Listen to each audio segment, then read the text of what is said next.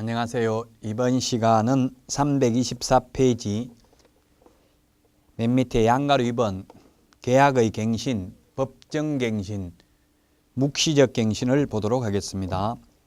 동그라미 1번에 보면 임대인이 임대차 기간 만료 전 6월부터 1월까지 임차인에게 갱신 거절 또는 조건을 변경하여야만 갱신한다는 뜻의 통지를 하지 않는 경우에는 그 기간이 만료된 때에는 전 임대차와 동일한 조건으로 다시 임대차한 것으로 본다. 다만 이 경우 임차인의 존속기간은 2년으로 본다. 법정갱신의 경우에도 임차인은 언제든지 해지 통고할 수 있고 이 경우 통지를 받은 날로부터 3개월이 경과하면 효력이 발생한다. 2번에 보면 임차인이 이기의 차임에게 달하도록 연체하거나 그 밖에 임차인으로서의 의무를 현저히 위반한 경우에는 임차인에 대하여 법정갱신을 적용하지 않는다. 325페이지 우리 그 표에 보면은 민법의 법정갱신과 주택임대차의 법정갱신을 구분하고 있습니다. 주택임대차의 경우에는 임대인의 경우 임대차 기간 만료 전 6월에서 1월 사이에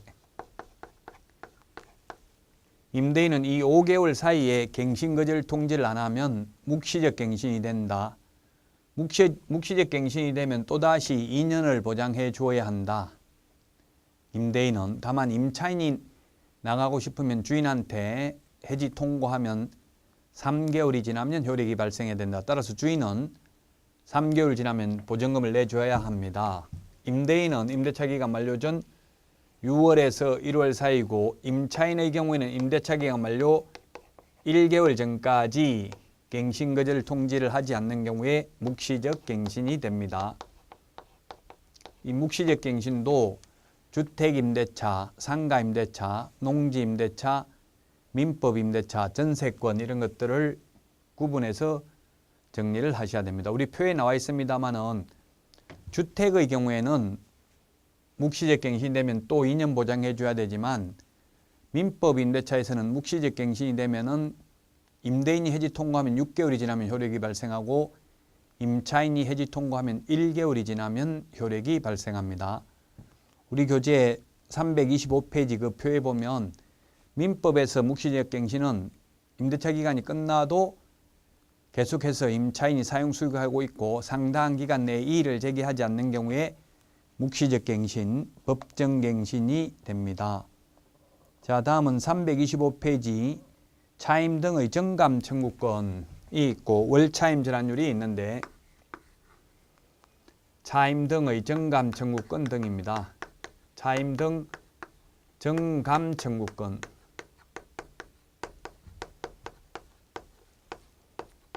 차임 등의 정감 청구권이 있고 그 다음에 월차임 전환율이 있습니다.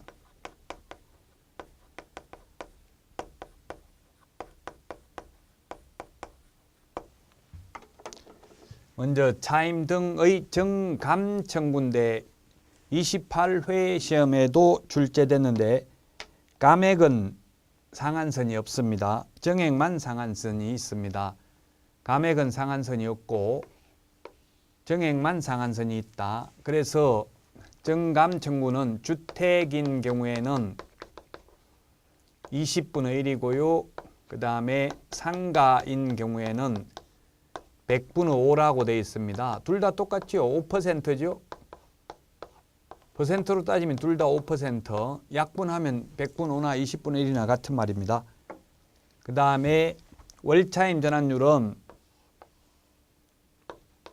주택의 경우에는 1할 또는 기준금리 4배 중에서 기준금리 4배가 아니고 기준금리 더하기 3.5% 중에서 낮은 금액을 초과할 수 없습니다. 높은 게 아니라 낮은 금액을 초과할 수 없고 상가의 경우에는 1할 2푼. 1할 2푼이면 퍼센트로 따지면 12%입니다. 1할 2푼. 1할은 10%가 되겠죠. 또는 기준금리의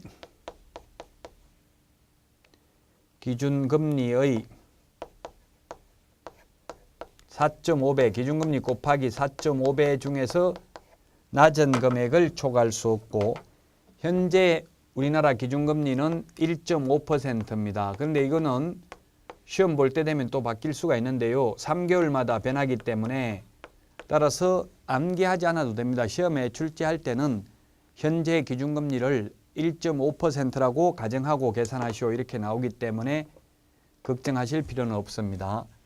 그래서 시험에 출제되었습니다. 전세 보증금이 2억이었는데 그중 6천만 원은 월세로 돌리고 보증금은 1억 4천으로 낮춰서 계약을 하기로 한 경우 월세를 얼마 받을 수 있는가, 이게 시험에 출제됐는데 6천만 원을 월세로 돌리려면 주택의 경우 1할이 10%라고 했죠. 10% 또는 1.5% 플러스 3.5%면 5%잖아요. 5% 중에서 낮은 금액을 초과할 수 없으니까 5%가 되겠죠. 5% 하면은 3천만 원입니다. 3천만 원. 3천만 원. 3천만 원에서 낮은 월세 3천만 원이 아니고 300만 원이죠. 6천만 원에 5%를 하면 300만 원입니다. 1년에 300만 원입니다. 그러면 1년에 300만 원 나누기 12달 하면 한 달에 25만 원을 초과해서 받을 수 없습니다. 즉 6천만 원을 월세로 돌리면 이게 IMF 때는 2부로 쳐가지고 120만 원씩 달라고 했습니다. 그러다가 어느 날부터 일부 해가지고 60만 원 받았었는데 그렇게 받으면 안 되고 월세로 돌리려면 6천만 원을 25만 원을 초과해서 받을 수 없도록 한 겁니다. 이 월차임 전환율은 강행 규정입니다. 당사자 약정으로도 초과해서 받을 수 없습니다. 그러나 정감 청구는 강행 규정이 아니기 때문에 당사자 약정으로 초과해서 받을 수 있습니다. 일방적으로 올리는 것은 주택은 20분의 1밖에 올릴 수가 없습니다. 감액 청구는 상한선이 없습니다. 네, 그래서 계약기간 중에 올리는 것만 이게 해당되죠. 만약에 주택의 경우 2년간 임대차 계약을 체결했습니다. 2년간 임대차 계약을 체결했는데 1년밖에 안 지났습니다. 그런데 주변 시세가 만약에 1억에 2년 계약을 체결했는데 1년 지났는데 주변 시세가 다 올랐다고 500만 원 올려달라 할 수 있어요? 없어요? 예, 올려달라 할 수 있습니다. 계약기간 중에만 5% 올릴 수 있는 거고요. 만약에 2년 계약기간 끝나서 다시 재계약할 때는 얼마든지 많이 올려도 상관이 없습니다. 그래서 지금 교재 325페이지 차임 등의 정감 청구권과 월차임 전환율을 살펴보셨습니다. 자, 그 다음에 326페이지 확정일자 제도입니다. 확정일자, 대항력을 갖춘 상태에서 확정일자를 받으면 후순위 권리자보다 전액을 우선 면제 받을 수 있습니다. 확정일자는 주택의 경우에는 동사무소에서, 상가의 경우에는 세무서에서 받습니다. 물론 주택은 동사무소뿐만 아니라 공정인 사무소, 등기소, 등기과에서 받을 수도 있다. 이게 28회 때 시험에 출제가 되었습니다.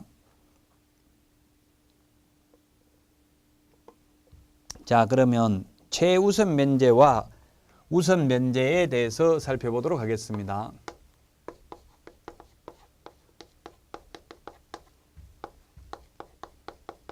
최우선 면제가 있고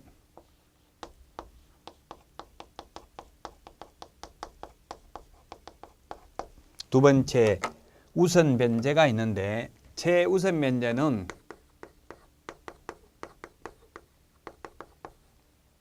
대항력만 갖추면 됩니다. 최우선 면제라는 것은 최고 먼저 받습니다. 보증금이 일정 금액 이하인 경우 일정 금액만 최우선 면제 받습니다. 그리고 최우선 면제는 매각대금, 경매 낙찰 가격의 2분의 1 범위 내에서만 최우선 면제 받습니다. 주택, 상가 모두 2분의 1 범위 내에서만 최우선 면제 받을 수 있습니다. 매각대금의. 법조문에는 최라는 말은 없습니다. 다른 담보물권자보다 우선 면제, 그 다음에 소액 임차인 우선 면제, 법 8조에 의한 우선 면제 모두 최우선 면제를 말하는 겁니다. 이 우선 면제는 후순위 권리자 기타 채권자보다 우선 면제인데 전액을 우선 면제 받습니다. 우선 면제는 대항력 플러스 확정일자 받아야 됩니다. 대항력은 주택의 인도, 즉 이사하고 주민등록은 전입신고를 말하죠. 주민등록을 하면, 전입신고를 하면 그 다음날 생기고요. 법조문에는 판례는 구체적으로는 오전 0시라고 보고 있습니다. 우선 면제는 대항력 플러스 확정일자입니다.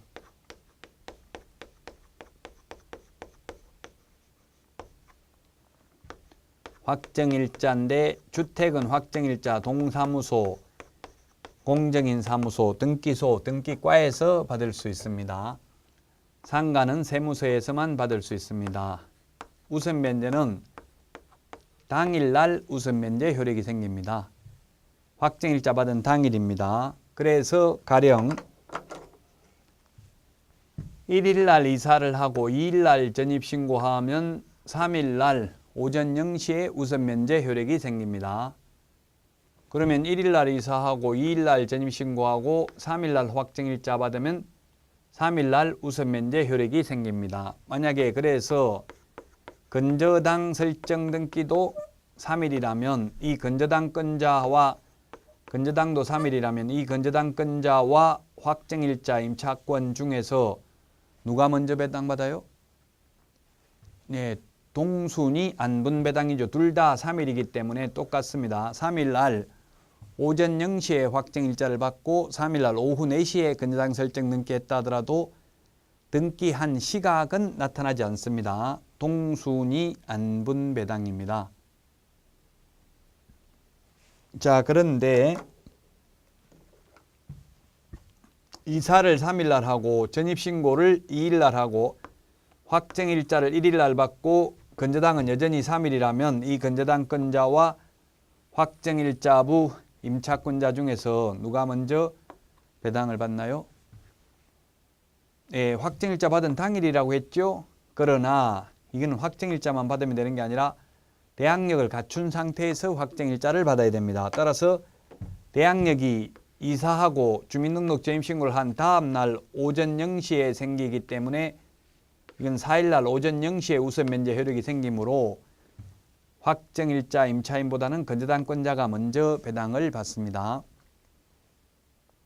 그런데 만약에 건저당이 4일이라면 같은 4일이라도 이 확정일자부 임차권은 4일날 오전 0시에 우선 면제 효력이 생기므로 확정일자 임차인이 먼저 배당을 받을 수 있을 것입니다. 자, 그러면 최우선 면제인데 최우선 면제는 전액이 아니라 일정 금액 이하인 경우 일정 금액만 최우선 면제 받는데, 예를 들면 주택의 경우에는 첫 번째 서울이 있고요. 그 다음에 두 번째 과밀억제권역이 있고, 그 다음에 세 번째 광역시가 있고요. 네 번째 그 밖의 지역이 있는데, 서울인 경우에 보증금이 1억 이하인 경우 1억 이하인 경우에는 나누기 3을 해서 100만 원 단위로 절상 올려주면 됩니다. 반올림이 아니고 1억 나누기 3을 하면 3,333원이죠. 근데 절상을 해주면 3,400입니다. 그래서 1억 중에서 3,400만 원까지 최우선 면제 받습니다. 과밀억제권역은 8천만 원 이하인 경우에 나누기 3을 해서 2,700만 원까지 최우선 면제를 받습니다. 그 다음에 광역시의 경우에는 6천만 원 이하인 경우에 2천만 원까지 최우선 면제 받습니다. 기타 지역은 5천만 원 이하인 경우에 1,700만 원까지 재우선 면제를 받습니다. 그래서 만약에 광역시라면 6천만 원도 2천만 원 재우선 면제 받고요. 보증금이 3천만 원이라도 1,500이 아니라 그대로 2천만 원까지 재우선 면제 받고 2천이면 2천을 전액 재우선 면제 다 받고요. 만약 보증금이 1,000만 원밖에 안 된다면 1,000만 원만 재우선 면제 받겠죠. 광역시가 아니면서 광역시에 준하는 보호를 받는 게 세종시, 그 다음에 용인시, 김포, 경기도 광주시, 안산시 이런 곳은 광역시가 아니면서도 광역시에 준하는 보호를 받습니다. 그 다음에 인천광역시 옹진군, 강화군 이런 군지역은 기타 지역에 해당되고요. 그 다음에 인천광역시 중에서 과밀역제권역에 해당되지 않는 곳은 광역시에 해당되는 보호를 받습니다. 이게 주택이고요. 주택하고 상가하고 비교를 해야 되는데 상가의 경우에는 서울의 경우 상가는 이번에 상가가 개정이 됐기 때문에 상가는 서울인 경우에는 환산보증금이 4억에서 6억 천으로 바뀌었습니다. 6억 천 이하인 경우 이 바뀐 거는 색깔을 다르게 해볼까요? 6억 천으로 바뀌었고요. 그 다음에 두 번째 과밀억제권역은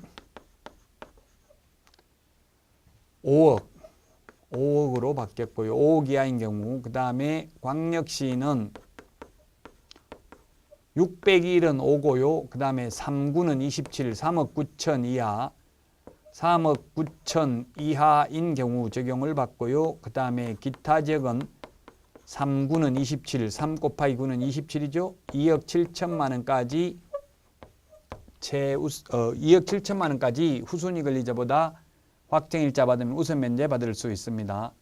근데 이번에 신설된 게 2018년 1월 16일, 2018년 1월 26일부로 개정이 된 게 지금 요거 개정됐습니다. 그리고 과밀억제권역이 아니면서 과밀억제권역에 준하는 보호를 받도록 부산이 신설됐습니다. 자, 그 다음에 광역시에는 광역시가 아니면서 광역시에 준하는 보호를 받는 게 세종시, 용인시, 김포, 광주, 안산 여기에다가 추가해가지고 주택하고 달리 더 추가된 게 뭐가 있느냐 하면은 파주시와 화성시가 추가됐습니다.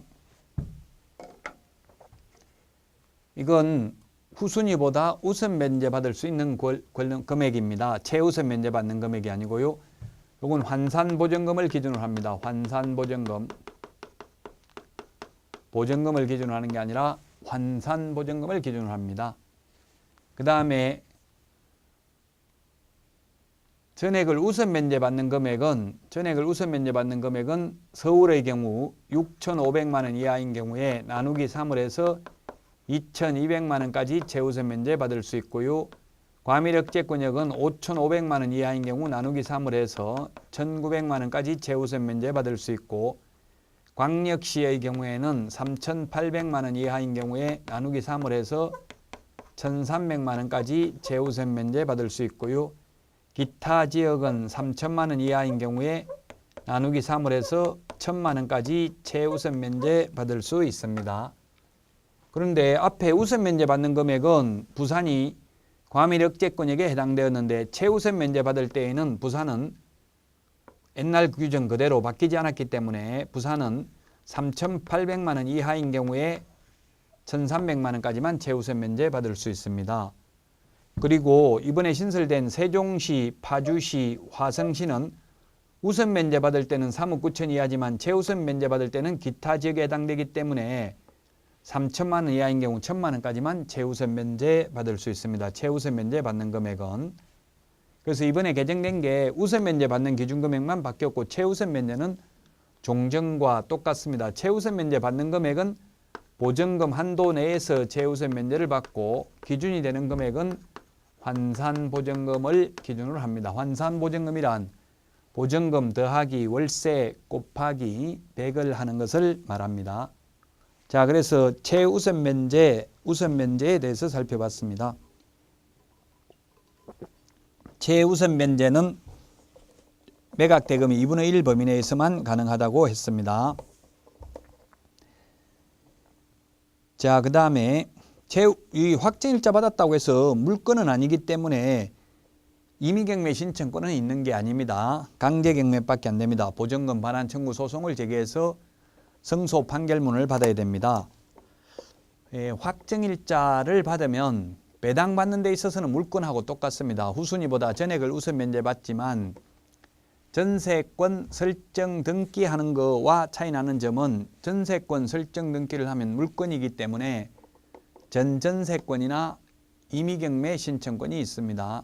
그런데 확정일자 받아도 임의경매 신청권이나 전전세권은 없습니다. 차이점이. 오히려 배당받는 데 있어서는 전세권보다 확정일자 임차인이 더 유리할 수 있죠. 왜냐하면 전세권은 건물 매각 대금에 대해서만 최우선 면제받지만 건물에만 전세권 설정 등기를 했다면, 그러나 확정일자부 임차권은 대지 매각 대금에 대해서도 토지 매각 대금에 대해서도 우선 면제, 최우선 면제를 받을 수 있기 때문에 외려 배당받는 데 있어서는 확정일자 받은 임차권이 더 유리할 수도 있습니다.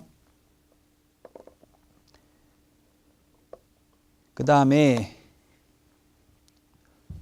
327페이지 임차권 대항요건에 따른 효과 비교인데 등기한 임차권과 확정일자 받은 임차권의 차이점입니다. 등기를 하게 되면은 공실력이 있으므로 등기가 존재하는 한 대항력과 함께 후순위 권리에 대한 우선 면제 청구권이 있으며 이사 주민등록 등을 해도 효력이 계속 존속됩니다. 근데 확정일자 받은 임차권은 이사를 가게 되면은 대항력이 상실되고 대항력이 상실되면 우선 면제 효력도 없습니다. 차이점은.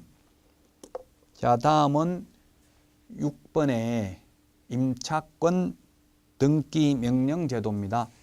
임차권 등기 명령.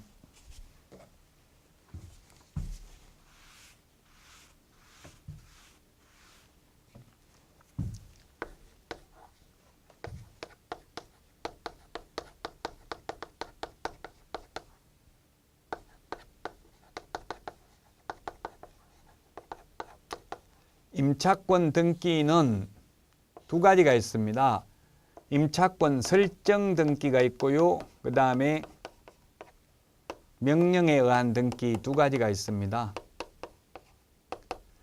임차권 설정 등기는 당사자 간의 임차권 설정에 대한 약정을 한 경우 서로 합의가 돼야 되겠죠. 임대인, 임차인 합의가 되어서 하는 등기를 설정 등기라고 하는데 설정 등기는 계약기간 중에도 가능합니다. 두 가지 차이점은 둘 다 등기를 하게 되면 효과는 똑같습니다. 다만 이 임차권 설정 등기는 언제든지 가능하지만 명령에 의한 등기는 반드시 임대차 기간이 끝나도 주인이 돈을 돌려주지 않는 경우에만 명령에 의한 등기를 할 수 있습니다. 명령에 의한 등기든 합의에 의한 설정 등기든 등기를 하게 되면 대항력과 우선 면제권을 취득하게 되고 이미 취득하고 있던 사람은 존속하게 됩니다. 계속 유지되게 됩니다. 따라서 효과는 똑같다. 명령에 의한 등기든 설정에 의한 등기든. 그리고 이 명령에 의한 등기에 소요되는 비용을 임대인에게 청구할 수 있습니다. 그리고 이 명령에 의한 등기에 의해서 등기된 집에 새로 들어온 세입자는 최우선 면제는 받을 수가 없습니다. 만약 A, B가 있는데 A라는 방에 A가 등기를 해놓고 방을 빼고 이사를 나갔다 하더라도 여기에 만약에 새로운 세입자가 갑이라는 사람이 들어왔다면 이 갑은 최우선 면제는 못 받는다. 왜냐하면 A가 등기해놓고 이사를 가더라도 계속 A가 대항력이 유지되기 때문에 방 한 칸에 두 명에게 최우선 면제 해줄 수는 없죠. 따라서 등기가 경료된 주택에 새로 이사를 들어온 세입자는 최우선 면제는 받을 수 없다. 그러나 자기보다 후순위 권리자보다 우선 변제는 받을 수 있습니다. 최우선 변제는 받을 수 없다. 그리고 임차권 등기 명령에 의해서 등기가 격려되고 나면 나중에 보증금부터 돌려받고 임차권 등기를 말소해 주면 됩니다. 즉 동시행이 아니라 선이행입니다. 먼저 돈부터 돌려받고 말소해 주면 됩니다. 저도 옛날에 경험이 있었는데 이게 등기를 해놓고 이사를 나가야 되는데 그냥 나가버리니까 나중에 주인이 돈 돌려줄 때 몇백만 원 빼고 내주더라고요. 왜 뺐냐 물어보니까 뭐 아파트 고장난 거 수리비 들어갔다 이런 식으로 이야기를 하더라고요. 그래서 웬만하면 등기를 해놓고 이사를 나가는 게 더 바람직할 겁니다. 만약 이사 갈 일이 생기면 아파트 입주는 해야 되는데 주인이 돈은 안 내주고 이렇게 되면 그냥 그 법원에 가서 신청하면 인지대만 붙이면 되니까 뭐 한 5만 원 정도밖에 안 들어갑니다. 돈이. 자, 임차권 등기 명령 제도는 주택이나 상가나 모두 다 똑같습니다. 그 다음에 주택 임차 소액보증금 보호입니다. 327페이지 소액보증금 2분의 1 범위 내에서만 최우선 면제 받을 수 있다고 했습니다. 328페이지 양가로 2번 소액보증금 칠판에 적었고요. 자, 그 다음에 다수의 소액임차인이 되겠습니다. 다수의 소액임차인. 거기에 동그라미 3번에 보면 하나의 주택에 임차인이 2명 이상이고 이들이 그 주택에서 가정공동생활을 하는 경우에는 이들을 1인의 임차인으로 보아서 이들의 각 보증금을 합산한다. 이렇게 되어 있는데요. 자, 이게 무슨 말일까요? 그러면 예를 들면 서울에서 방이 2개가 있어요. 방이 2개가 있는데 부부가 따로따로 임대차 계약을 1억 이렇게 체결했다. 원래 서울에서 1억 이하인 경우에는 얼마? 3,400만 원 최우선 면제 받죠?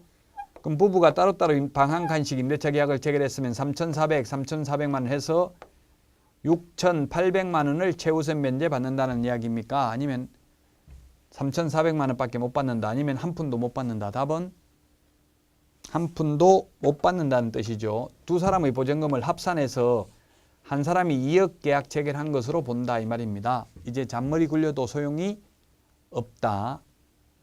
두 사람의 보증금을 합산하여 하나의 보증금으로 본다. 328페이지 맨 밑에 있는 표 칠판에서 이미 설명을 드렸습니다. 나누기 3을 하면 됩니다. 그 328페이지 표 오른쪽에 경과 조치에 보니까 시행일 전 담보물권 취득자에게는 종전 규정을 적용한다. 네, 그렇습니다. 지금 세입자가 전입신고를 해서 들어오더라도 등기사항증명서에 최선순위 담보물권자가 있다면 그 최선순위 담보물권 설정한 등기한 그날을 기준으로 소액임차인에 해당되는지 여부를 판단하여야 합니다. 그 다음에 주택임대차위원회가 있는데 주택임대차위원회는 시험에는 거의 출제되지는 않았습니다. 329페이지 주택임대차위원회는 법무부에 둔답니다. 둘 수 있다가 아니라 둔답니다. 우리 공인중개사 정책심의위원회는 둘 수 있었습니다.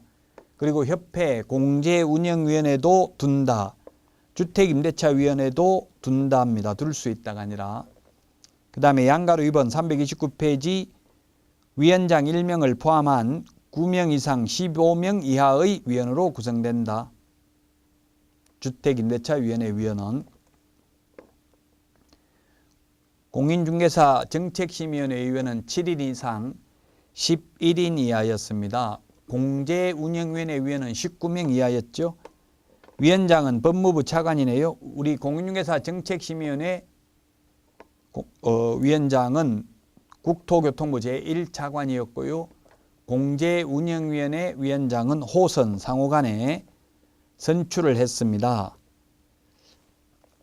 그 다음에 양가로 4번에 보면 위원회의 위원은 다음 어느 하나에 해당하는 사람 중에서 위원장이 위촉하되 다음 1호부터 5호까지 해당하는 위원을 각각 1명 이상 위촉해야 되고 위원 중 2분의 1 이상은 1호, 2호, 6호에 해당하는 사람으로 위촉해야 된다. 1호, 2호, 6호가 누구냐 하면은 민간위원입니다. 공무원이 2분의 1 이상이 민간위원으로 위촉을 해야 된다. 공무원들만 다 하면 안 된다 이 말입니다. 자, 그 다음에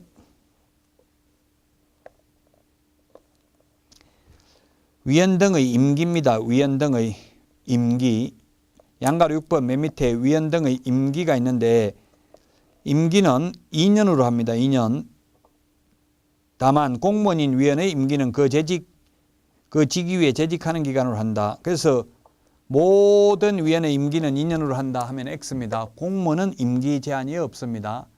공인중개사 정책심의위원회 위원, 공제운영위원회 위원, 주택임대차위원회 위원 임기 모두 원칙 2년입니다. 공무원은 단 임기 제한이 없습니다. 예, 나머지 공인중개사 정책심의위원회는 참고로 보시고요. 최근까지 시험에 그렇게 자주 출제되지는 않았습니다. 자, 그러면 주택임차권의 성계 331페이지 주택 9번 주택임차권의 성계를 보도록 하겠습니다. 1번 임차인이 상속권자 없이 사망을 한 경우에 그 주택에서 가정공동생활을 하던 사실상 혼인관계에 있는 자는 임차인의 권리와 의무를 성계한다. 사망 당시 상속권자가 그 주택에서 가정공동생활을 하고 있지 아니한 때에는 그 주택에서 가정공동생활을 하던 사실상 혼인관계에 있는 자와 이촌 이내의 친족은 공동으로 임차인의 권리와 의무를 성계한다.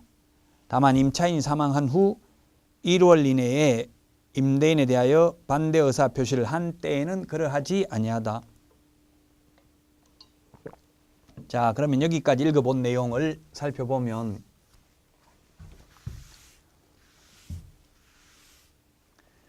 사실혼이 보호받는 것은 오직 주택밖에 없습니다. 사실혼. 상가는 사실혼이 인정되지 않습니다. 사실혼이 되려면 객관적으로 혼인 사실의 객체가 존재해야 되며 주관적으로는 혼인 의사의 합치가 있어야 된다.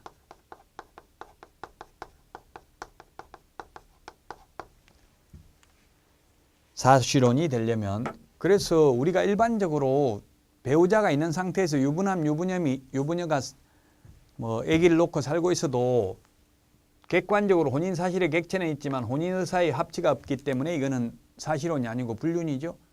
일부 일처제이기 때문에 그 법률혼하고 사실혼하고 차이 나는 점은 사실상 똑같은데 단지 혼인신고만 하지 않았을 뿐입니다. 그래서 사실혼 관계에 있는 만약 남자분이 있고요.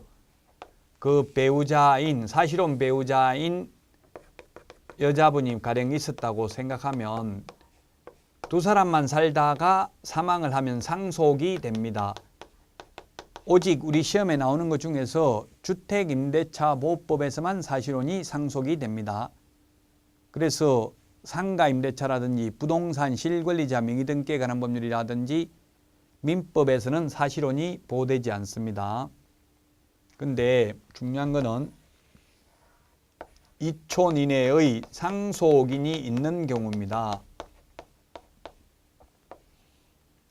2촌 이내의 상속인이 한 집에서 가정공동생활을 같이 하는 경우에는 상속인에게만 상속이 되고 배우자에게는 상속이 안 됩니다. 가정공동생활을 하는 경우에는. 그런데 가정공동생활을 하지 않고 2촌 이내의 상속인, 이 사실혼 남자의 상속인, 예를 들면 노부모가 있으면 노부모를 요양원에 모시고 있고 둘이만 살다가 사망을 하게 되면은 상속인과 사실혼 관계에 있는 배우자가 공동으로 승계합니다. 그래서 고려대학교 김형배 명예교수는 이기에 대해서 신랄하게 책에서 비판을 하고 있습니다. 노부모를 모시는 사람은 한 푼도 상속이 안 되고 안 모시는 분은 상속이 된다면 누가 모시겠냐. 그러나 지금 현행법에 의하면 어쩔 수 없습니다. 모시면 상속이 안 되고 안 모시면 2분의 1이 상속이 됩니다. 그래서 가령 2년 계약 체결해 놓고 사실혼 관계에 있는 남편이 사망을 해도 그 사실혼 배우자는 남은 기간 1년을 더 살겠다고 주장할 수 있습니다. 대항력이 있기 때문에. 그런데 단 1개월 이내 사망을 한 날로부터 1개월 이내에 반대 의사 표시를 한 경우에 그러하지 아니하다 이렇게 되어 있는데 이게 뭐냐면 남편이 죽었는데 계속 남편이 꿈속에 나타나서 도저히 무서워서 못 살겠다. 주인한테 한 달 안에 방 빼겠다 이야기를 하면 주인은 돈 내줘야 된다는 뜻입니다.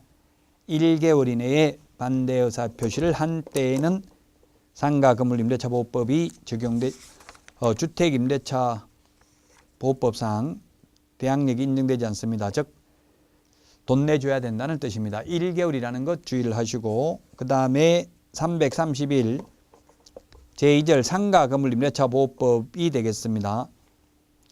상가 건물 임대차 보호법의 2번 적용 대상 양가로 1번의 대상 건물을 보면 사업자 등록의 대상이 되는 건물이어야 합니다. 그래서 사업자 등록의 대상이 아닌 교회, 종친, 문중, 동창회 사무실, 그 다음에 어린이집, 유치원 이런 것들은 상가 건물 임대차 보호법이 적용되지 않습니다. 그리고 대통령령으로 정하는 보증금을 초과하는 임대차에 대해서도 적용되지 않는다.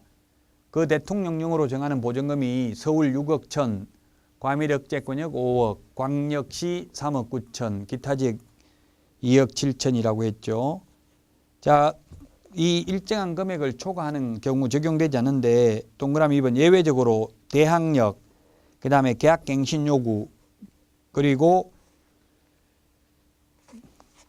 계약갱신 요구를 했을 때 종전임대차와 동일한 조건으로 계약을 체결한 것으로 본다. 그 다음에 권리금 보호 규정, 그 다음에 표준계약서 작성 등은 환산보증금이 일정 금액을 초과하는 경우에도 적용된다. 이걸 소위 리쌍방지법이라고 해서 최근에 신설된 내용입니다. 가수길 리쌍이 우장창창이라는 그 상가 건물을 10억 정도 가지고 약 40억 되는 걸 매입했어요. 10억밖에 없는데 거기에 있는 세입자들 다 내보내버리고 권리금 받아가지고 한 20억 하고 은행 융자 받아가지고 40억이 넘는 건물을 취득했죠. 그래서 옛날에는 민법에서는 매매는 임대차를 깨뜨린다는 법명은 있습니다. 그래서 세입자 내보낼 수가 있었는데 지금은 환산보증금이 서울에서 6억 초과를 초과하더라도 환산보증금이 일정액을 초과하더라도 초과 시도 적용되는 것이 첫 번째 대항력입니다. 옛날에는 대항력이 없었는데 최근에 신설됐습니다. 그래서 이제 계약기간 중에는 건물주가 바뀌어도 내보낼 수 없다고요. 환산보증금이 6억 천을 초과하더라도 대항력은 인정이 된다. 그 다음에 계약갱신요구권도 인정된다.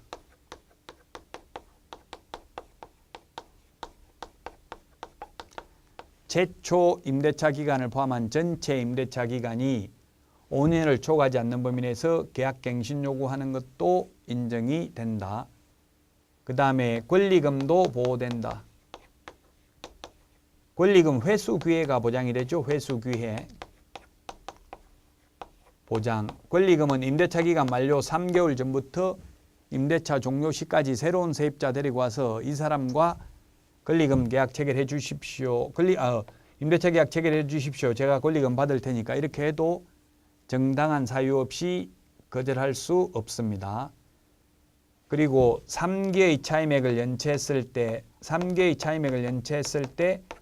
상가 건물 임대차 보호법 해제할 수 있다. 이 규정도 환산보증금이 일정 금액을 초과하더라도 적용이 됩니다. 그 다음에 상가 건물 임대차 표준계약서